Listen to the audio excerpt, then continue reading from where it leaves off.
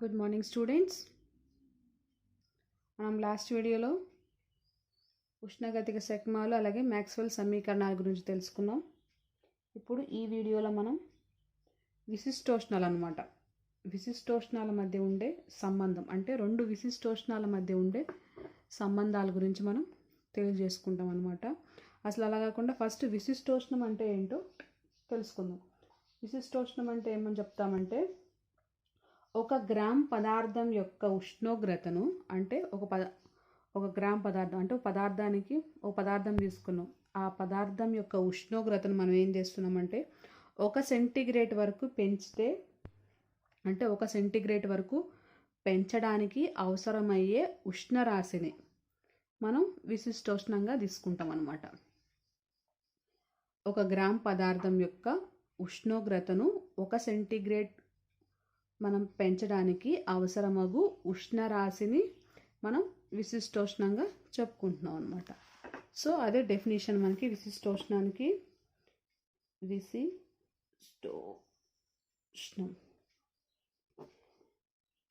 ఒక గ్రామ్ పదార్థం యొక్క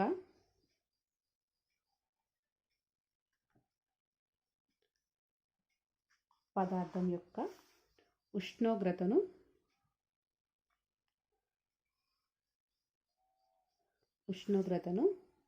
1 డిగ్రీ సెంటీగ్రేడ్ పెంచడానికి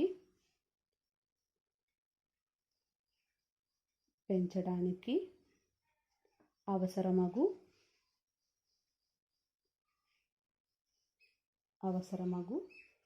ఉష్ణరాశిని విశిష్టోష్ణంగా చెప్తాం.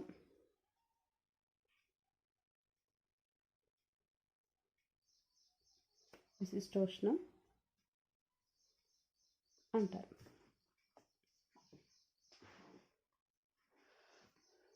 సో ఇదన్నమాట. ఏమంటున్నాం, ఒక గ్రామ్ పదార్థం యొక్క ఉష్ణోగ్రతను మనం 1 డిగ్రీ పెంచడానికి అవసరమయ్యే ఉష్ణరాశిని మనం విశిష్టోష్ణంగా చెప్పుకుంటున్నాం. అయితే ఘన పదార్థాలకి ద్రవ పదార్థాలకి, అంటే ఘన పదార్థాలకి ప్లస్ ద్రవ పదార్థాలకి ఒకటే విశిష్టోష్ణం ఉంటుంది, కానీ వాయు పదార్థాలకి మాత్రం అలా ఒకటే విశిష్టోష్ణం అనేది ఉండదు అనమాట. దీంట్లో మనకి 2 విశిష్టోష్ణాలు ఉంటాయి. ఏంటి అవి అంటే స్థిర పీడన విశిష్టోష్ణం అలాగే స్థిర ఘన పరిమాణ విశిష్టోష్ణం అంటన్నమాట. సో ఏంటి ఫస్ట్ ఇది స్థిర పీడన విశిష్టోష్ణం,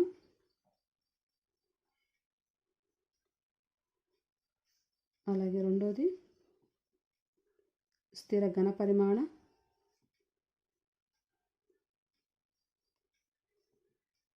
విశిష్టోష్ణం.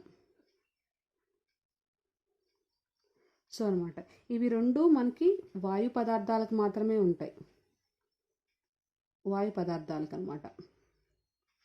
అలా కాకుండా ఘన పదార్థాలకి ద్రవ పదార్థాలకు మాత్రమే ఒకటే విశిష్టోష్ణం ఉంటుంది. ఓన్లీ వాయు పదార్థాలకు మాత్రమే 2 విశిష్టోష్ణాలు ఉంటాయి. ఒకటే ఏంటి స్థిర పీడన విశిష్టోష్ణం, స్థిర ఘన పరిమాణ విశిష్టోష్ణం అనమాట.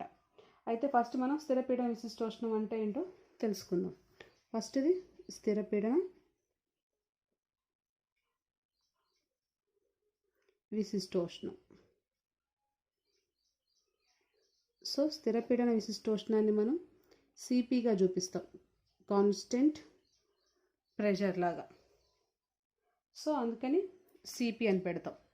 సిపి సఫిక్స్లో రాస్తాం అన్నమాట, సిపి అనమాట. ఓకే. సో స్థిర పీడన విశిష్టోష్ణం అంటే ఏం చెప్తామంటే, స్థిర పీడనం వద్ద 1 గ్రామ్ మోల్ వాయువు యొక్క ఉష్ణోగ్రతను 1 డిగ్రీ సెంటీగ్రేడ్ పెంచడానికి అవసరమగు ఉష్ణరాశిని మనం స్థిర పీడన విశిష్టోష్ణంగా చెప్తాం. ఏమంటున్నామంటే స్థిర పీడనం వద్ద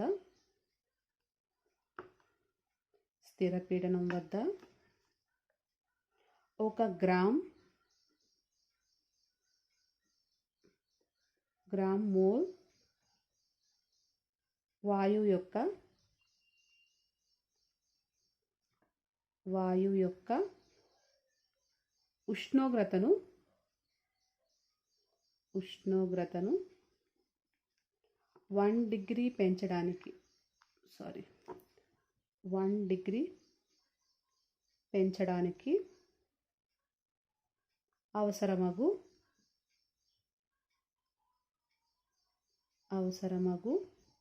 ఉష్ణరాశిని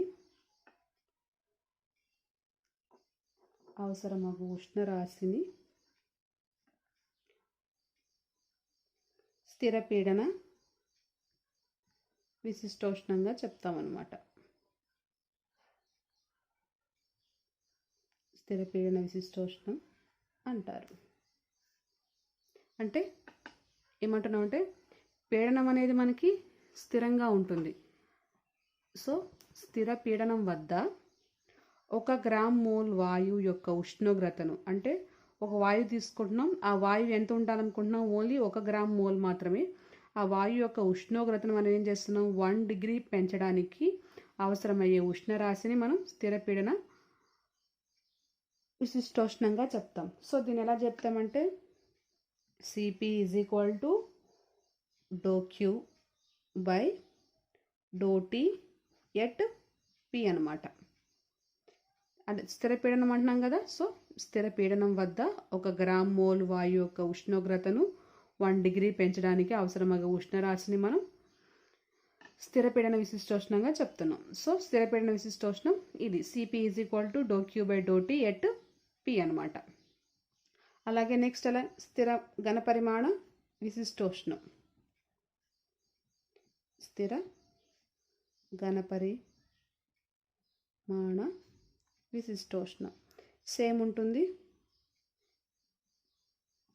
మనం స్థిర పీడనం వద్ద అన్నాం కదా, ఇప్పుడు అలాగే స్థిర ఘనపరిమాణం వద్ద దీన్ని మనం సివిగా చూస్తాం. ఘనపరిమాణం అంటున్నాం కాబట్టి సివి వాల్యూమ్. సో సివిగా తీసుకుంటున్నాం. దీన్ని కూడా సేమ్ స్థిర ఘనపరిమాణం వద్ద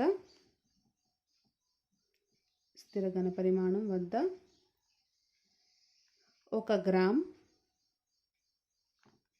మోల్ వాయువు యొక్క 1 గ్రామ్ మోల్ వాయువు యొక్క ఉష్ణోగ్రతను 1 డిగ్రీ పెంచడానికి అవసరమగు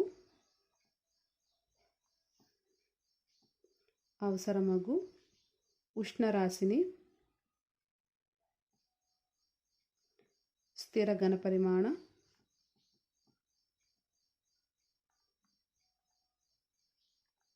స్థిర ఘనపరిమాణ విశిష్టోష్ణం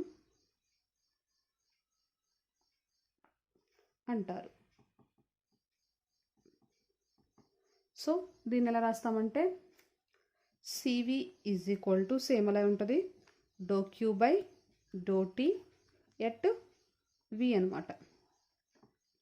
అంటే ఇక్కడ మనం ఇదేమన్నా స్థిర పీడనం, అలాగే స్థిర ఘనపరిమాణం వద్ద. స్థిర పీడనం వద్ద ఏమన్నా మనం సేమ్ 1 గ్రామ్ మోల్ వాయువు యొక్క ఉష్ణోగ్రతను 1 డిగ్రీ పెంచడానికి అవసరమగు శక్తిని మనం స్థిర పీడన విశిష్టోష్ణం అంటే స్థిర ఘనపరిమాణ ఉష్ణోగ్రత వద్ద 1 గ్రామ్ మోల్ వాయువును యొక్క ఉష్ణోగ్రతను 1 డిగ్రీ పెంచడానికి అవసరమగు ఉష్ణరాశిని స్థిర ఘనపరిమాణ విశిష్టోష్ణం సివిగా చెప్పుకుంటాం అనమాట.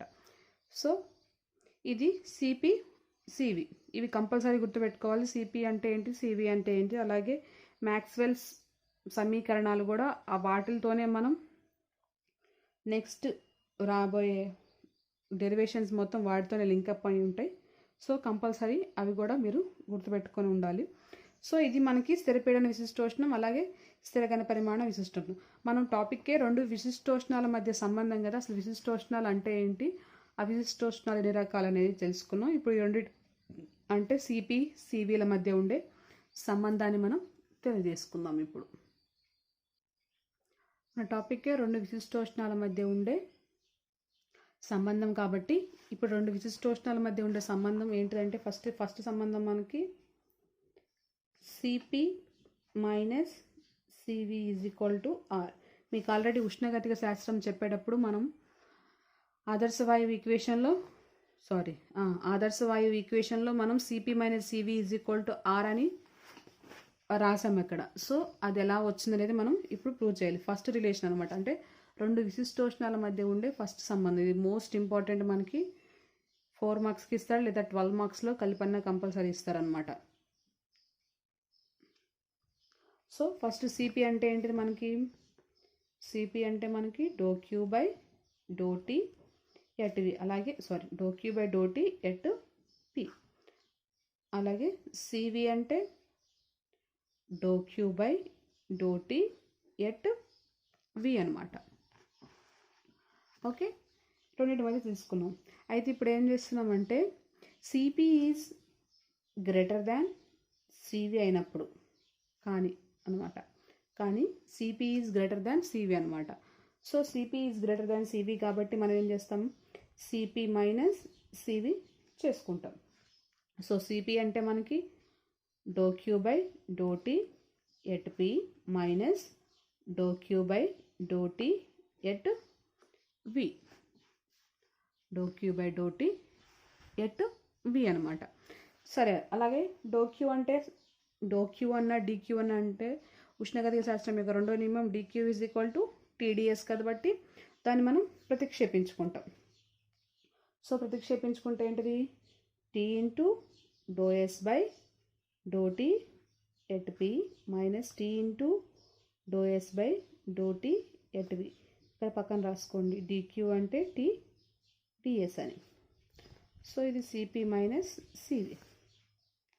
ఓకే, ఇప్పుడు రెండిట్లో మనకి టీ కామన్గా ఉన్నది కదా. సో టీ కామన్ తీస్తే do S by do T at P minus do S by do T at V, CP minus CV. ఇది మనం ఫస్ట్ ఈక్వేషన్గా తీసుకుందాం. ఇప్పుడు ఏం చేస్తున్నామంటే ఈ ఎంట్రోపీని ఉష్ణోగ్రత మరియు ఘనపరిమాణాల మధ్య ప్రమేయంగా తీసుకుంటున్నాం అనమాట. ఎంట్రోపీని మనం అంటే ఎలా తీసుకుంటామంటే S is equal to F of ఉష్ణోగ్రత మరియు ఘనపరిమాణాల మధ్య ప్రమేయంగా తీసుకుంటున్నాం. ఇలా తీసుకున్నప్పుడు మీకు ఆల్రెడీ నేను మ్యాక్స్వెల్ సమీకరణాలు, ఉష్ణగతిక శక్మాలు మరియు మ్యాక్స్వెల్ సమీకరణాలు మనం ఏం చేసుకున్నాం? XYZ అనేవి 3 అక్షాలు అయితే జెడ్ని మనం XYల ప్రమేయంగా తీసుకున్నప్పుడు రాసాం కదా. సేమ్ దాని ప్రకారమే రాసుకొని దానికి మనకు ఈక్వేషన్ కూడా వచ్చింది. సో దాని నుంచే మనం తీసుకుంటాం. దీన్ని ఎలా రాస్తాం?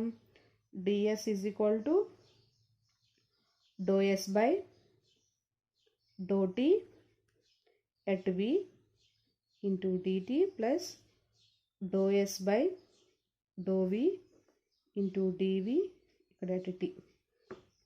ఇది. సో దాని నుంచి మనం రాసాం ఇది డో ఎస్ బై, మీకు ఒకసారి అది చూసుకుంటే మీకు అర్థమవుతుంది నేను ఎలా రాసాను అనేది. Do S by do T at V into dT plus do S by do V at T into dV అనమాట. అయితే ఇప్పుడు ఏం చేస్తామంటే ఈ సమీకరణాన్ని మనం స్థిర పీడనం వద్ద ఉష్ణోగ్రత పరంగా అవకలనం చేద్దాం అనమాట. అది రాస్తే ఇక్కడ పై సమీకరణాన్ని స్థిర పీడనం వద్ద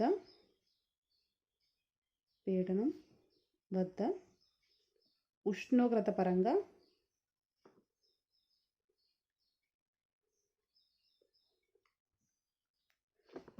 అవకలనం చేయగా. సో మనం ఏం చేస్తాం ఇక్కడ ఇప్పుడు do S by do T at P, స్థిర పీడనం అంటున్నాం కాబట్టి P plus is equal to do S by do T at V into do T by do T, ఉష్ణోగ్రత అంటున్నాం కాబట్టి పీడనం, plus do S by do V at T do V by do T at P. చూడండి, do S మనం ఏమంటున్నాం? స్థిర పీడనం వద్ద ఉష్ణోగ్రత పరంగా అంటే టీ దృష్ట్యా మనం అవకలనం చేయాలి కాబట్టి do S by do T at P is equal to do S by do T, అలాగే do T by do T at P plus do S by do V into do V by do T at P రాసాం.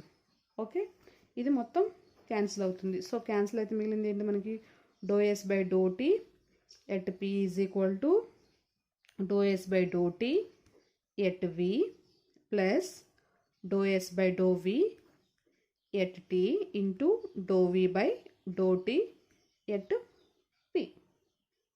ఓకేనా? So ఇప్పుడు ఈ సమీకరణం అంటే దీన్ని మనం second ఈక్వేషన్గా అనుకున్నాం అనుకో, do S by do T at P value వచ్చింది. సమీకరణం 1లో చూడండి, do S by do T at P value అంటే ఈ సమీకరణం 2ని 1లో మనం ప్రతిక్షేపించవచ్చు కదా. సో అదే చేద్దాం. సమీకరణం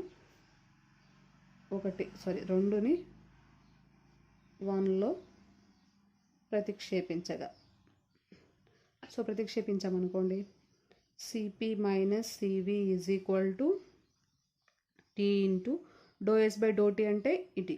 so doe S by do T at V plus do S by do V at T into do V by do T at P minus do S by do T at V. ఇది. So doe S by do T at V minus do S by do T at V అనేది 2 cancel. So మిగిలింది ఏంది? CP minus CV is equal to T into do S by do V at T into do V by do T at P. ఓకేనా? ఇది మనం equation 3గా తీసుకుందాం. So CP minus CV అంటే మనకి ఈ వాల్యూ వచ్చింది. ఇప్పుడు ఏం చేస్తామంటే ఆదర్శ వాయువు విషయంలో అంటే మనం ఆదర్శ వాయువుని తీసుకుంటాం. సో ఆదర్శ వాయువు సమీకరణం ఏంది? మనకి PV is equal to NRT. కానీ ఇక్కడ మనకి స్థిరపీడన విశిష్టోష్ణం కానీ స్థిర ఘనపరిమాణ విశిష్టోష్ణంలో మనం ఎన్ అంటే మనం 1 మోల్ తీసుకున్నాం కదా. సో ఆదర్శ వాయు ఈక్వేషన్ తీసుకుంటాం. ఆదర్శ వాయువు సమీకరణం. So PV is equal to ఆర్టీగా రాసుకుంటున్నాం. అయితే ఇప్పుడు ఏం చేస్తామంటే ఈ సమీకరణాన్ని స్థిర ఘనపరిమాణం వద్ద ఉష్ణోగ్రత పరంగా అవకలనం చేస్తాం అన్నమాట. పై సమీకరణాన్ని స్థిర ఘనపరిమాణం వద్ద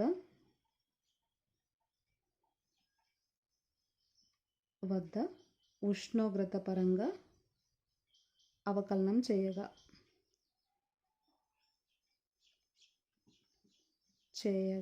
నేను ఇలా షార్ట్కట్లో రాస్తున్నాను, మీరు మొత్తం రాయండి. నేను మళ్ళీ నోట్స్తో కూడా ఇలానే ఉంటుంది కాబట్టి చూసుకోండి. స్థిర ఘనపరిమాణం వద్ద ఉష్ణోగ్రత పరంగా అవకలనం చేయగా. సో స్థిర ఘనపరిమాణం అంటున్నాం కాబట్టి వి అనేది మనకి కాన్స్టెంట్గా ఉంటుంది. So V into doe P by do T at V is equal to R అనేది కాన్స్టెంట్ మనకి. So R into do T by do T at V. So ఇది క్యాన్సిల్ అవుతుంది మనకి. సో అప్పుడేమొస్తుంది? R by V is equal to ఈ 2 cancel. So R by V దీన్ని తీసుకుపోతాం. R by V is equal to doe P by do T at V. Okay. ఇప్పుడు మళ్ళీ ఈ ఆదర్శ వాయు సమీకరణం మనం ఫస్ట్ స్థిర ఘనపరిమాణం వద్ద చేస్తాం, అలాగే ఇప్పుడు స్థిర పీడనం వద్ద ఉష్ణోగ్రత పరంగా అవకలనం చేద్దాం మళ్ళీ సేమ్ అలానే. సో సేమ్ మనం ఆదర్శ వాయు ఈక్వేషన్ తీసుకుంటాం. PV is equal to RT. ఇప్పుడు ఇప్పుడేమైనా మనం ఘనపరిమాణం అంటే స్థిర ఘనపరిమాణం వద్ద చేస్తాం, ఇప్పుడు స్థిర పీడనం వద్ద అన్నమాట. సో అలా పై సమీకరణాన్ని స్థిర పీడనం వద్ద ఉష్ణోగ్రత పరంగా అవకలనం చేయగా. సో పీడనం అనేది స్థిరంగా ఉంటుంది కాబట్టి P constant, do V by do T at P R constant same, do T by do T at P. ఈ 2 క్యాన్సిల్ అవుతుంది. సో దీని తర్వాత నుంచి మళ్ళీ మనకి R by P is equal to do V by do T at P. Okay. ఇది equation. దీన్ని ఏమన్నా మనం ఈక్వేషన్ 3 ఉంది కదా. సో ఈక్వేషన్ 4గా తీసుకుందాం. దీన్ని ఈక్వేషన్ 5గా రాద్దాం.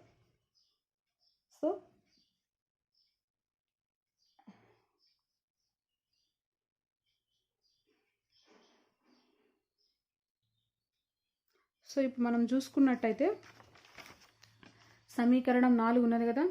సమీకరణం 4 ఏంటి మనకి R/V ∂P/∂T @ V. అయితే ఈ సమీకరణంలో మనకి మ్యాక్స్వెల్స్ రెండో ఈక్వేషన్ ఏంటిదంటే మనకి మ్యాక్స్వెల్స్ రెండో ఈక్వేషన్ నుంచి మనం తీసుకుంటాం. మ్యాక్స్వెల్ సెకండ్ ఈక్వేషన్ ఏంటిది మనకి ∂S/∂V @ T = ∂P/∂T @ V అనమాట. మ్యాక్స్వెల్ సెకండ్ ఈక్వేషన్ ఏంటిది ∂S/∂V at T = ∂P/∂T @ V. అంటే ఈక్వేషన్ 4లో మనం ∂P/∂Tకి బదులు ∂S/∂Vని మనం ప్రతిక్షేపించుకోవచ్చు అనమాట. ఎందుకంటే మనకి సమీకరణం 3లో చూసుకున్నట్టయితే ∂S/∂V at T ఉన్నది. సో అలాగే నెక్స్ట్ వచ్చి మనకి ∂V/∂T @ P మనకు ఆల్రెడీ వచ్చింది. సో ఇప్పుడు మనం ఈ సమీకరణం 3లో మనం సమీకరణం 4ని అలాగే 5ని మనం ప్రతిక్షేపించుకోవచ్చు కదా. So R/V